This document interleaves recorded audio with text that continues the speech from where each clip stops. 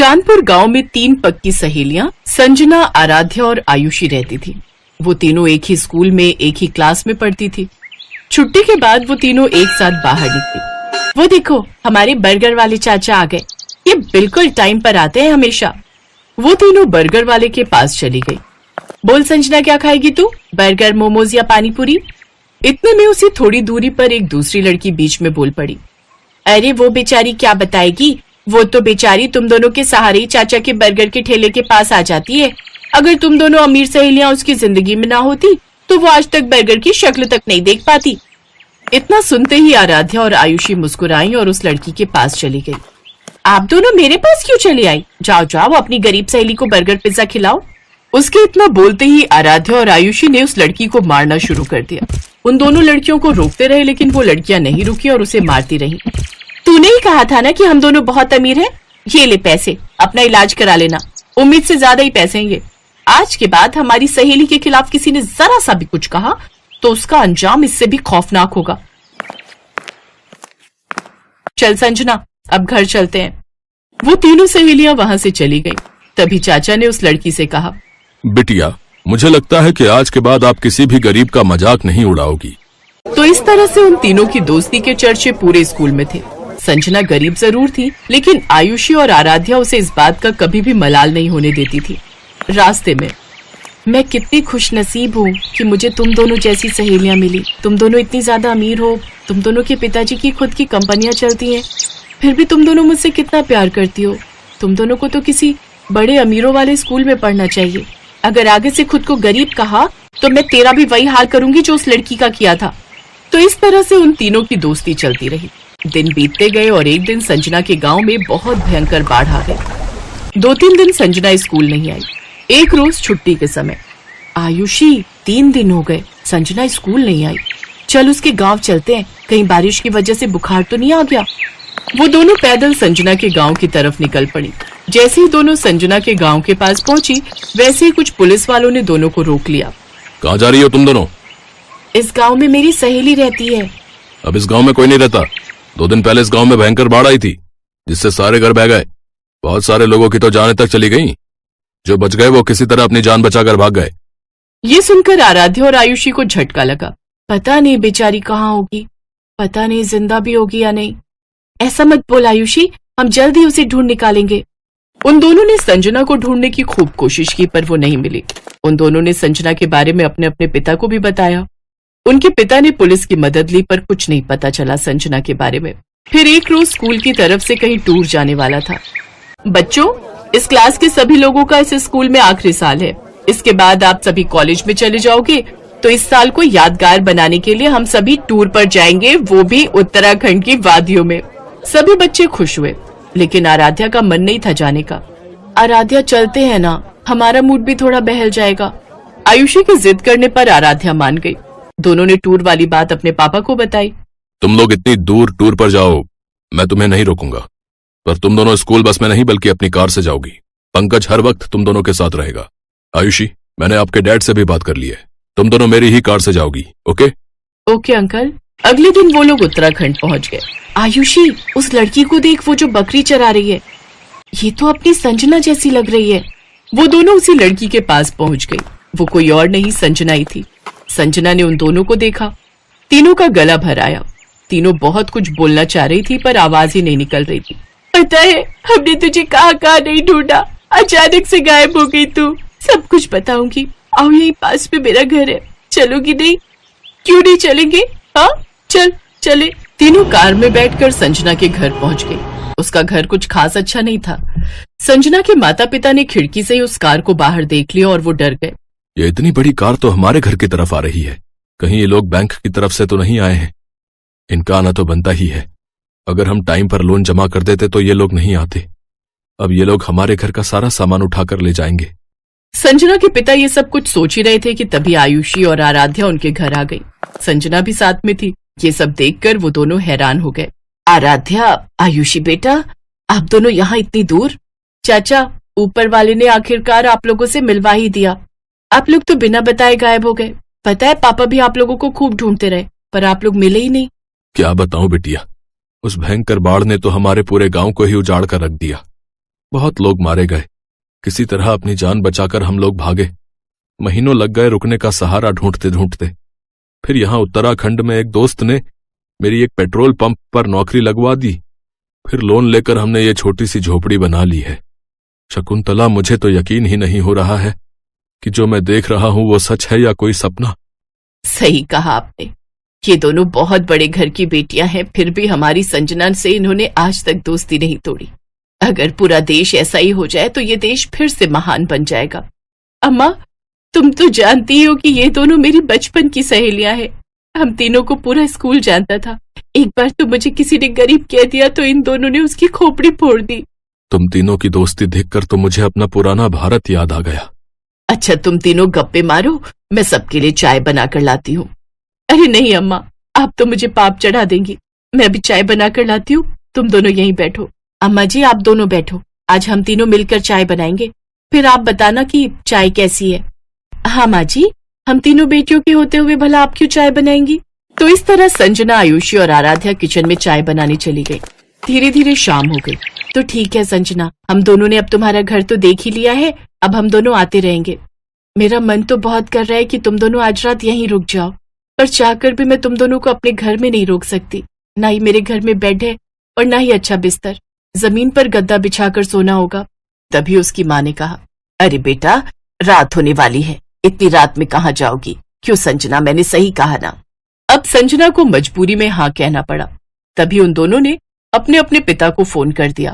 पापा, यहाँ हमें संजना मिल गई, लेकिन वो लोग जिद कर रहे हैं कि आज रात रुक जाओ, तो क्या मैं रुक सकती हूँ। ठीक है, रुक जाओ। मैं तुम्हारे प्रिंसिपल और पंकज से बात कर लेता हूँ। कल मैं भी आ रहा हूँ संजना बिटिया से मिलने। अगले दिन आराध्या के पिता भी आ गए।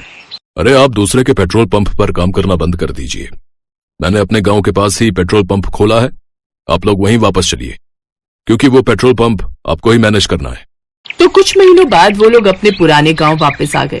संजना के पिता पेट्रोल पंप के मैनेजर बन गए, तो संजना की गरीबी भी खत्म हो गई और वो सब खुशी खुशी रहने लगे।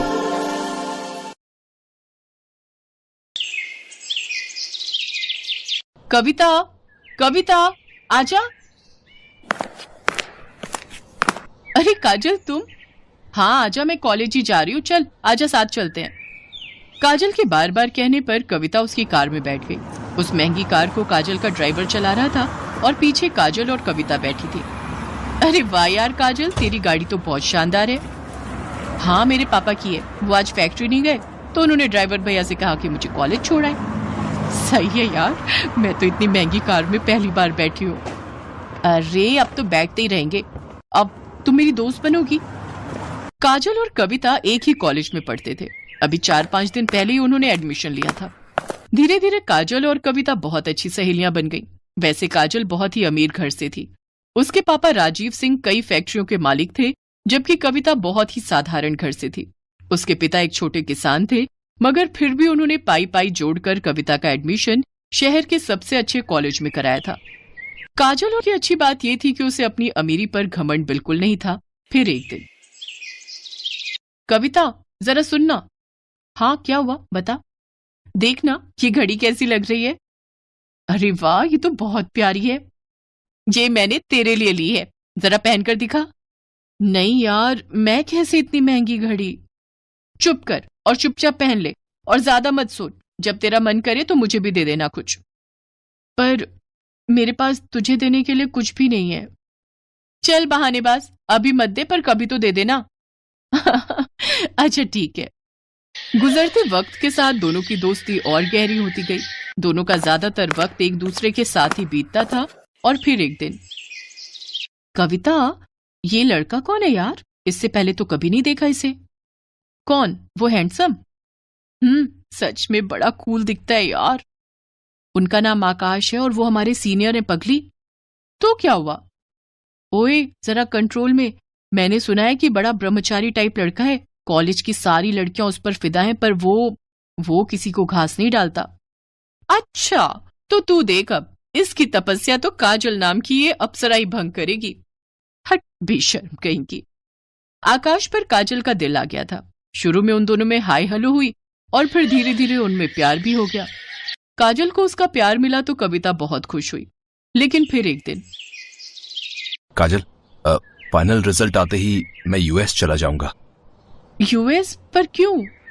वहां मेरी प्लेसमेंट हो गई है और जिस कंपनी ने मुझे हायर किया है वो चाहती है कि मैं पहले यूएस में उनके हेडक्वार्टर में 1 साल काम करूं और सीखूं और फिर वो मुझे इंडिया वापस भेजेंगे।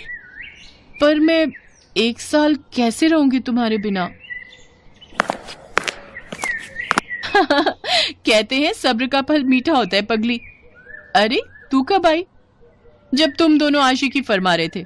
सुन, जाने दे आकाश को, वो वहां नहीं जाएंगे तो जॉब कैसे लेंगे? क्यों, मैंने सही कहा ना? बिल्कुल सही। काजल, बस 1 साल दे दे मुझे, फिर मैं तुम्हारे पापा से तुम्हारा हाथ मांगने आऊंगा।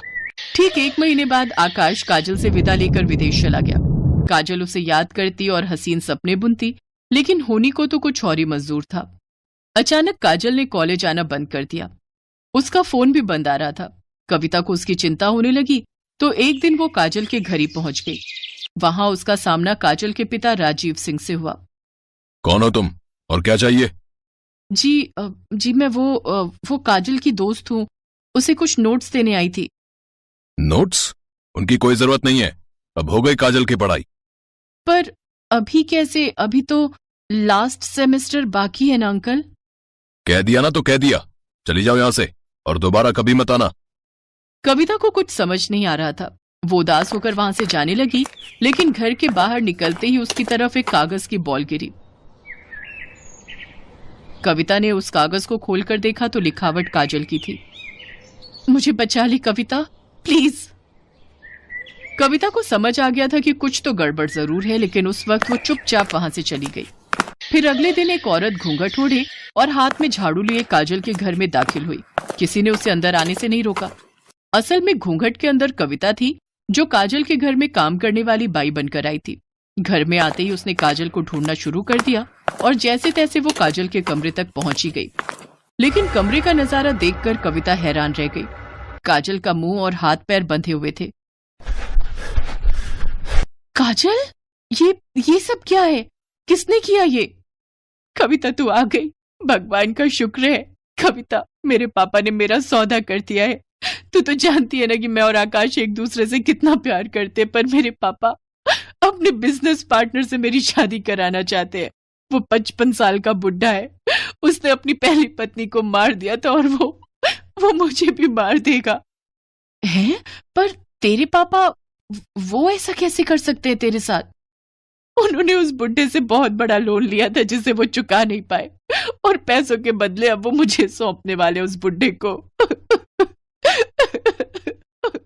इतना कहकर काजल फूट फूट कर रोने लगी, लेकिन कविता तैयार थी अपनी सहेली को इस मुसीबत से निकालने के लिए।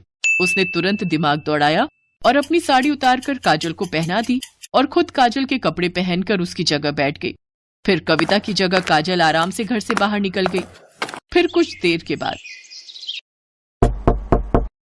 कौन है? अरे कमिश्नर साहब, आप यहाँ? क्या हुआ? क्या बात है?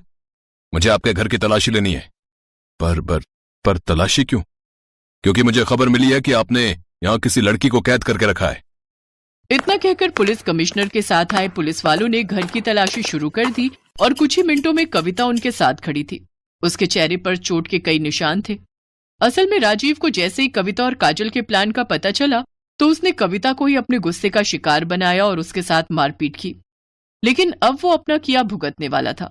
पुलिस ने फौरन राजीव को गिरफ्तार कर लिया। उधर आकाश को जैसे ही इन सब की खबर मिली तो वो भागा भागा यूएस से इंडिया आ गया और फिर कविता ने एक मंदिर में आकाश और काजल की शादी कराई। थैंक यू कविता, अगर तुम ना होती तो। अरे ऐसे कैसे नहीं होती मैं? मेरी सहेली को जब भी मेरी जरूरत होगी मैं हमेशा उसके साथ खड़ी रहूंगी।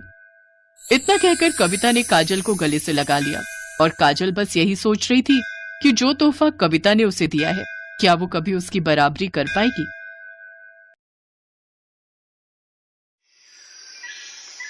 दीपक एक अनाथ लड़का था। एक बड़े स्कूल में सफाई का काम करने वाले दीनू को वो एक कचरे के ढेर के पास लावारिस हालत में मिला था। दीनू ने शादी नहीं की थी। उसने ही दीपक को पाल पोस कर बड़ा किया। दीनू ने स्कूल के प्रिंसिपल से सिफारिश करके दीपक को क्लास में सीट दिलवा दी। ताकि दीपक पढ़ लिख कर बड़ा आदमी बन सके।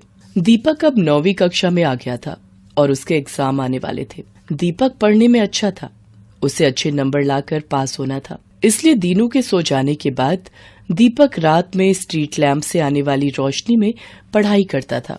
दीपक की ही क्लास में स्कूल के ट्रस्टी मिस्टर मेहता का बेटा अर्जुन भी पढ़ता था। अर्जुन दीपक से बहुत चिढ़ता था। ट्रस्टी का बेटा है, इसी डर से कुछ टीचर ना चाहते हुए भी अर्जुन की झूठी तारीफ करते थे और दीपक को नीचा दिखाने में अर्जुन का साथ देते थे। सर बताइए, ये रेस किसने जीती है? आप तो अच्छे से जानते हैं ना विनर कौन है। हाँ दीपक, तुम इस रेस में हार चुके हो। अर्जुन तुमसे पहले ही उस लाइन में पहुंच गया था। देखा, मैं हमेशा जीतूंगा, मुझे कोई नहीं हरा सकता। दीपक मायूस होकर क्लास में आ जाता है। सर, कब तक हम अर्जुन से डरकर उसे झूठा विनर बनाते रहेंगे? मिस नैना, आप तो जानती हैं अर्जुन स्कूल के ट्रस्टी का बेटा है और प्रिंसिपल मैम ने हमें पहले ही ऑर्डर दिया हुआ है कि हमें अर्जुन के साथ बहुत अच्छे से पेश आना है, और फिर अगर हम ऐसा नहीं करेंगे तो हमारी नौकरी पर बात आ जाएगी। पर कब तक हम ये अत्याचार सहन करते रहेंगे? दीपक एक अनाथ गरीब स्टूडेंट है। दीनू काका ने उसे अपने बेटे की तरह पाल पोस कर बड़ा किया है और यहाँ पढ़ा रहे हैं ताकि दीपक बड़ा होकर अपने पैरों पर खड़ा हो सके। पर अर्जुन जैसे बच्चे दीपक जैसे होनहार बच्चों को आगे नहीं बढ़ने देते। फिलहाल तो हम कुछ नहीं कर सकते मिस नैना, हमें सब कुछ वक्त पर छोड़ देना चाहिए। एक दिन दूसरे स्कूल के टीचर प्रिंसिपल के साथ सब बच्चों को मिलने आए और वो दीपक की क्लास में गए। उन्होंने सब बच्चों से कंप्यूटर के कुछ सवाल पूछे, पर सबसे पहले दीपक ही हाथ खड़ा करता था। प्रिंसिपल ने दूसरे स्कूल के टीचर से कहा, अरे नहीं सर, इसे कोई उत्तर नहीं आता होगा। इसके घर तो कंप्यूटर ही नहीं है। ये हमारे स्कूल की सफाई कर्मचारी का बेटा है। उसने बहुत जिद की तो हमने इस अनाथ बच्चे पर मेहरबानी करके स्कूल में सीट दे दी। नहीं सर, मुझे सचमुच इस प्रश्न का उत्तर आता है, मैंने इसके बारे में पढ़ा है। सर, अर्जुन इस प्रश्न का उत्तर जानता है। अर्जुन, इस प्रश्न का उत्तर तुम दोगे। सर, मुझे इस प्रश्न का उत्तर नहीं आता, मैंने इसके बारे में नहीं पढ़ा। सर, मुझे पता है, क्या मैं उत्तर दूं? हाँ बेटा, तुम उत्तर दो। दीपक का उत्तर सही था। दूसरे स्कूल के टीचर के साथ साथ स्कूल के सभी बच्चे दीपक के लिए तालियां बजाते हैं। प्रिंसिपल सर बिल्कुल चुप थे। अर्जुन इस बात में अपना अपमान समझता है और दीपक से बदला लेने की योजना बनाता है। मुझे इस दीपक का कुछ करना ही होगा और मुझे पता है ये इस स्कूल से कैसे निकलेगा। दीपक की परीक्षा आने वाली थी। वो परीक्षा के लिए बहुत मेहनत कर रहा था। अर्जुन स्कूल के गार्ड को धमकाकर अगले दिन होने वाली परीक्षा का पेपर चुरा लेता है और दीपक के स्कूल बैग में रख देता है और जाकर प्रिंसिपल सर को भड़का देता है। आइए सर, मैंने अपनी आंखों से दीपक को कल होने वाले एग्जाम पेपर की चोरी करते देखा है। अगर आपको यकीन नहीं हो रहा तो आप गार्ड से भी पूछ सकते हैं। गार्ड से पूछने की जरूरत नहीं है, अभी हम दीपक का बैग चेक कर लेते हैं। अर्जुन तो पहले ही दीपक के बैग में एग्जाम के पेपर रख चुका था। दीपक के बैग में एग्जाम पेपर मिल जाता है। सर, मुझे नहीं पता ये पेपर मेरे बैग में कैसे आया, मैं इसके बारे में कुछ भी नहीं जानता, मेरा विश्वास कीजिए सर। जाकर दीनू को बुला कर लाओ। हमें इस दीपक जैसे स्टूडेंट को अपने स्कूल में एक सेकंड भी नहीं रखना। अगर ये इस स्कूल में रहा तो हमारे और भी बच्चे चोर बन सकते हैं। सर, मेरा दीपक चोरी नहीं कर सकता, ये ऐसा नहीं है, मेरा विश्वास कीजिए। बाबा, मैंने चोरी नहीं की, मुझे नहीं पता मेरे बैग में ये पेपर कहां से आया। मैं कुछ नहीं सुनूंगा।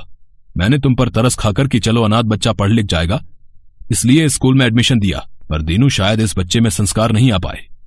आखिर है तो अनाथ ही, और तुम भी तो मामूली सफाई वाले हो। हमें सब पता है, ये गरीब बच्चे चोर ही बनते हैं। बड़े स्कूल में पढ़ने की इनकी औकात नहीं है। इसे ले जाओ यहां से, वरना मैं पुलिस को बुला लूंगा। दीनू रोता हुआ दीपक को ले जाने लगता है। अर्जुन अपनी मक्कारी पर बहुत खुश था। प्रिंसिपल अपने ऑफिस में आ जाते हैं। तभी वहां मिस नैना आती हैं। उनके साथ स्कूल के ट्रस्टी यानी कि अर्जुन के पिता भी ऑफिस में एंट्री करते हैं। सर, आपको पता भी है आपका बेटा अर्जुन अंधकार के रास्ते पर जा रहा है। आज उसने दीपक जैसे एक होनहार बच्चे पर चोरी का झूठा इल्जाम लगा दिया। मैं चाहती तो अर्जुन को चोरी करते समय भी रंगे हाथों पकड़ सकती थी, पर शायद ये छूट जाता, क्योंकि उसे घमंड है कि वो स्कूल के ट्रस्टी का बेटा है। मैंने उसे चोरी करते हुए सारी रिकॉर्डिंग अपने फोन में कर ली। ये देखिए मिस्टर मेहता, आपका बेटा स्कूल में एग्जाम पेपर चोरी कर रहा है। क्या आप चाहते हैं कि वो बुराई के रास्ते पर जाए और एक दिन आपका नाम मिट्टी में मिला दे? मैं चाहूँ तो इस वीडियो को पूरे स्कूल में दिखा सकती हूँ, पर आप जानते हैं कि आपकी कितनी बदनामी होगी। आई एम सॉरी मिस नैना, मैं बिल्कुल नहीं जानता था कि मेरा बेटा मेरे नाम का इतना फायदा उठा रहा है। मुझे किसी ने कोई खबर नहीं दी। आप कृपया करके इस वीडियो को किसी को भी ना दिखाएं, नहीं तो मेरे बेटे का भविष्य खराब हो जाएगा। अर्जुन के पिता बहुत दुखी होते हैं। अर्जुन ऑफिस में आता है। वीडियो देखकर वो घबरा जाता है। पापा, मुझसे गलती हो गई। मैं सिर्फ दीपक से बदला लेना चाहता था। पापा, मुझे माफ कर दो। दीपक जैसे होनहार बच्चे पर चोरी का इल्जाम लगाते तुम्हें शर्म नहीं आई है? तुम्हें अपना बेटा कहते हुए मुझे सचमुच बहुत शर्मिंदगी महसूस हो रही है। मैं तुमसे अब कभी भी बात नहीं करूंगा। तुम जैसे चाहो अपनी लाइफ को जी सकते हो। अब तुम्हारी मम्मी और मैं तुमसे कोई मतलब नहीं रखेंगे। नहीं पापा, ऐसा मत करो। मैं आपसे और मम्मी से बहुत प्यार करता हूँ। मुझे माफ कर दो, मुझसे गलती हो गई। गलती तो हम सबसे हुई है। शायद अर्जुन के बिगड़ने में सबसे बड़ा हाथ मेरा है। हमने हमेशा अर्जुन को गलत करने में बढ़ावा दिया। पापा, मुझे बस एक बार माफ कर दो। अगर माफी मांगनी है तो मिस नैना और दीपक से मांगो। अब वही तुम्हें माफ कर सकते हैं। नैना मैम, मुझे माफ कर दीजिए। आप प्लीज ये वीडियो किसी को मत दिखाना। नहीं अर्जुन बेटा, मैं ये वीडियो किसी को नहीं दिखाऊंगी। मैं तुम्हारी गुरु हूँ और तुम्हें सही राह पर लाना मेरा फर्ज है। अर्जुन दीपक से माफी मांगता है। दीपक, मुझे माफ कर दे मेरे दोस्त। मैंने तो तुम्हें कब का माफ कर दिया अर्जुन। और दोस्तों को गले लगाते हैं, उनसे माफी नहीं मांगते। इतना कहते ही दीपक अर्जुन को गले से लगा लेता है। उन दोनों को आपस में गले लगता देख स्कूल का सारा स्टाफ और दीनू बहुत खुश होता है। Best buddies. Hello friends, thanks for watching this video. अगर आपको ये वीडियो पसंद आया है तो प्लीज लाइक, सब्सक्राइब, कमेंट्स करें इस वीडियो पर। और हाँ, शेयर करना भी ना भूलें। और भी मजेदार वीडियो देखने के लिए नीचे दिए गए बेल आइकॉन को दबाएं। देखते रहिए बेस्ट बडीज।